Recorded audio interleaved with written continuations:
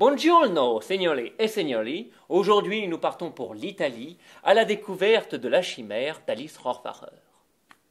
Le film était en compétition officielle cette année au Festival de Cannes, dont la cinéaste est une habituée. Son premier film, Corpo Celeste, était sélectionné à la quinzaine des réalisateurs, puis L'Émerveille a reçu le grand prix du jury et, heureux comme Lazzaro, celui du meilleur scénario. Avec ces deux derniers films, La Chimère constitue pour la réalisatrice un triptyque où se pose une question centrale: que faire du passé? On peut le déterrer et s'en servir pour s'enrichir, comme le font les tombes Baroli. Les fouilles clandestines et aventures mystérieuses de ces pilleurs de tombes étrusques, actifs dans les années 80 et 90, ont marqué l'imaginaire d'Alice enfant. Ce souvenir, nourri plus tard de rencontres avec certains d'entre eux, a servi de base au récit de La Chimère. La première scène du film donne le ton avec Arthur, belle endormie dans un train, qui semble tout droit sorti d'un film de Pier Paolo Pasolini.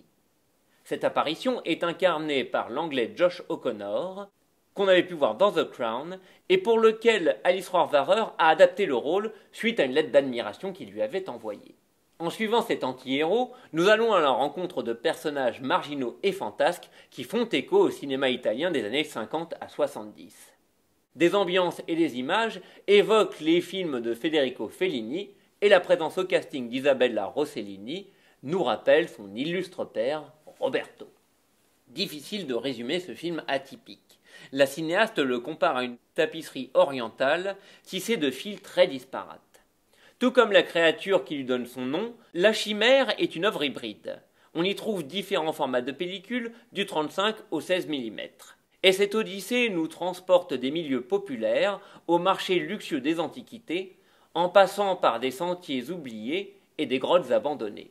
La réalisatrice a débuté dans le documentaire et sait capter les moments de vie et les détails réalistes. Mais son cinéma parvient aussi à nous faire entrevoir un monde invisible qui dépasse nos existences. Les scènes de découverte de tombeaux, à l'atmosphère envoûtante, en sont un sublime exemple. Inattendu, lyrique, touché par la grâce, La Chimère regorge de merveilles dont je ne dévoilerai pas le mystère davantage.